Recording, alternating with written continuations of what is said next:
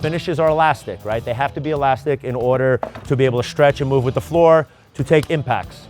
So what the EasyPrime does is the EasyPrime helps aid in that, is where it seals it. It's also got 0 matting agents in it, right? So if you're putting 3 coats of satin, you're altering that color ever so slightly because now you're putting 3 layers of matting agent.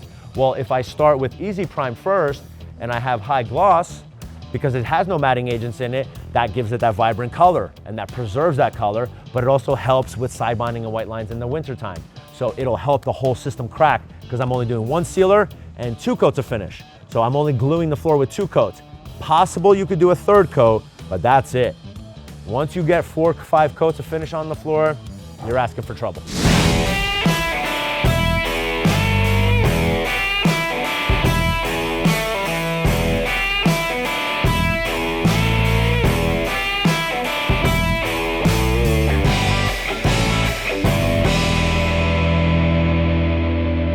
So again, EasyPrime is our single component water-based sealer. Shake it. We say 30 seconds, just give it a good shake, vigorous. Great defoaming agents, great self-leveler, so you don't have to worry about letting it sit 15, 20 minutes. Don't, you know, with the hardeners and stuff for the 2 components, you don't have to wait any time. Just pour it into the bucket and go. And you can see it does have a little bit of a slight color. That's so you can see it, because we all know if we've ever coated maple in the sunlight, you can't see anything. It's like a mirror, right? So you're just trying to find and trying to do, you know, the little head down at the bottom. So that's kind of why it has a little bit of this color. Yep, and it goes away. It does not stay. All right, sorry, I got to take a phone call, right?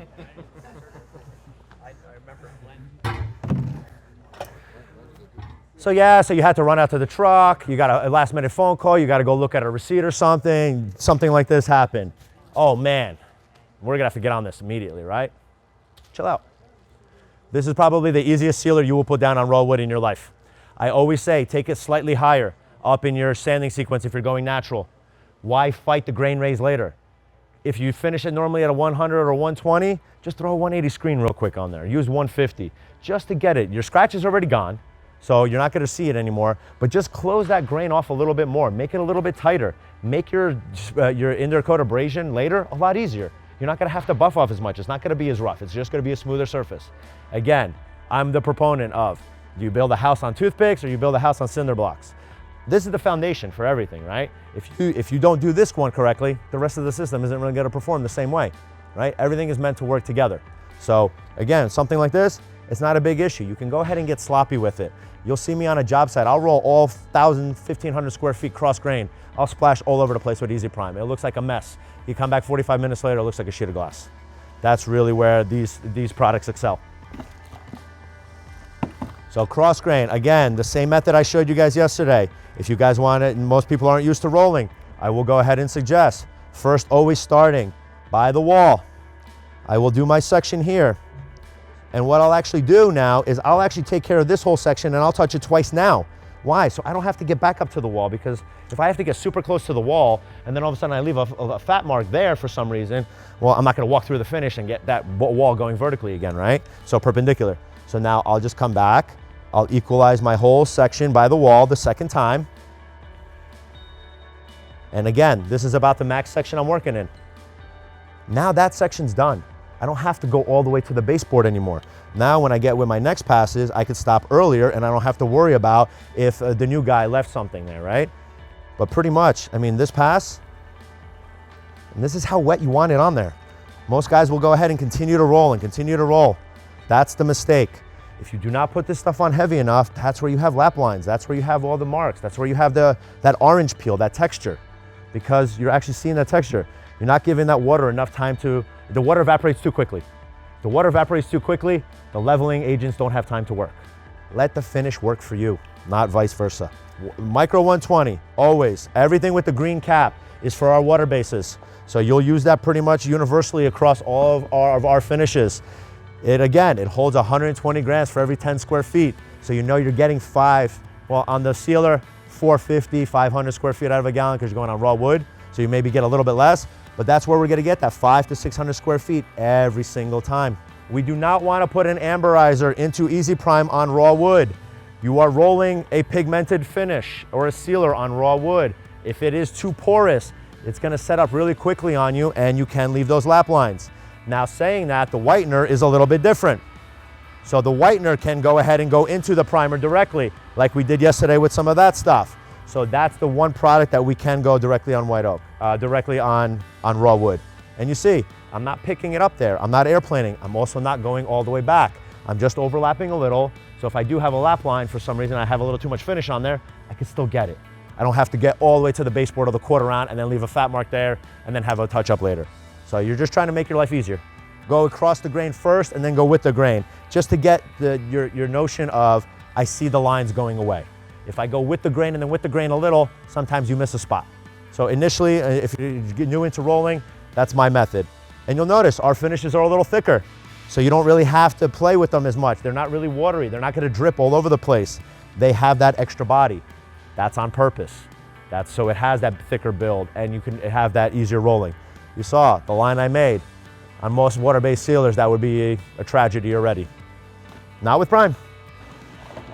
And now normally you got about 20 minutes, depending on conditions, 15 to 25 minutes, to where if I had a spot over there and I'm already here, I can still get in there and touch it up. I'm not gonna go directly out of the bucket. I'll go on dry wood first, I'll roll it out a little bit, and then I'll come in and I'll roll that section out, and I still have about that 15 to 25 minute window where it hasn't skinned over yet. Once it starts to skin over, just do your touch up later. But in all honesty, this is where you're not watching it. You're not watching it dry. You're gonna drive yourself nuts. Never watch water-based dry. It's gonna kill you. It's gonna kill you, especially on a bigger job with a lot of windows.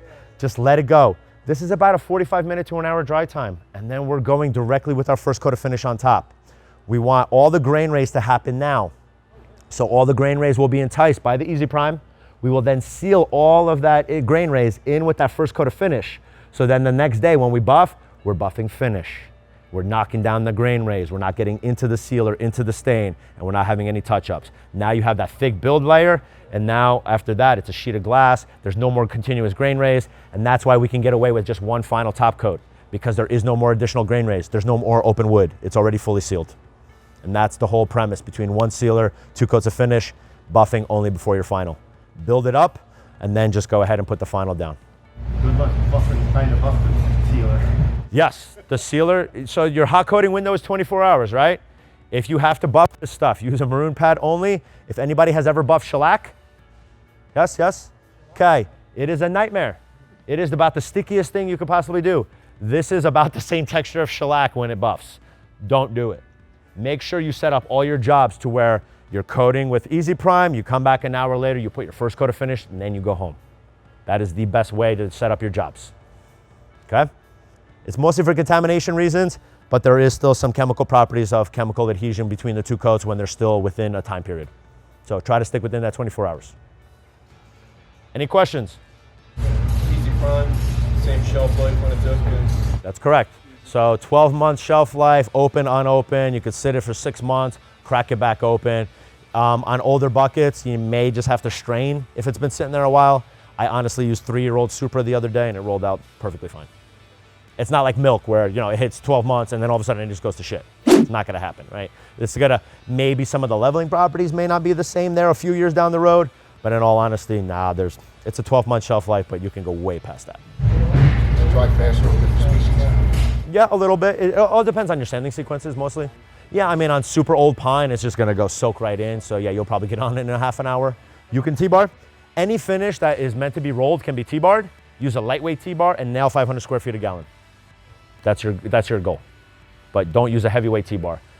Most finishes that can be T-barred not necessarily can't be rolled, right? So, but any rolling ones, yeah, you could T-bar any of our finishes. On a larger scale, yeah, you got a big open room, 1,000 square feet, and then I'm whipping out the 18-inch T-bar.